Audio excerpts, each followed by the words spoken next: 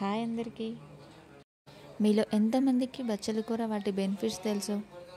ఈ కూర హెల్త్కి చాలా మంచిది. దీన్ని ఎలా ప్రిపేర్ చేసుకోవాలో చూద్దాం. ముందుగా కడాయిలో తగినంత ఆయిల్ పోసుకొని జీలకర్ర ఆవాలు వేసుకోవాలి. తర్వాత 4 వెల్లుల్లి రెబ్బలు వేసుకొని ఫ్రై చేసుకోవాలి. అందులోనే 4 పచ్చిమిర్చి 2 టమాటా ముక్కలు కోసుకొని ఫ్రై చేసుకోవాలి.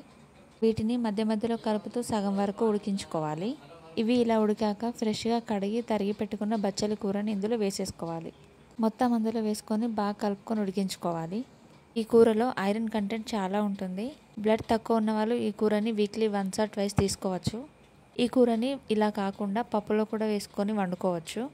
నేను త్వరగా సింపుల్గా అయ్యేలా జస్ట్ టమాటాలు వేసి చేస్తున్నా. ఈ కూర వల్ల బ్లడ్ ఇంప్రూవ్ అవుతుంది. డైజెషన్ ప్రాబ్లమ్స్ ఏమైనా ఉంటే పోతాయి. స్కిన్ కూడా హెల్తీగా గ్లోయింగ్గా ఉంటుంది. ఇలా ఈ కూర సగం ఉడికాక దాంట్లోనే మనం ఉప్పు కారం వేసుకున్నాము. ఆకుకూర కాబట్టి ఇందులో పసుపు వేసుకోవట్లేదు. పూర్తిగా ఇలా ఉడికాక దించేసుకుంటే సరే. Please like and subscribe. Thank you.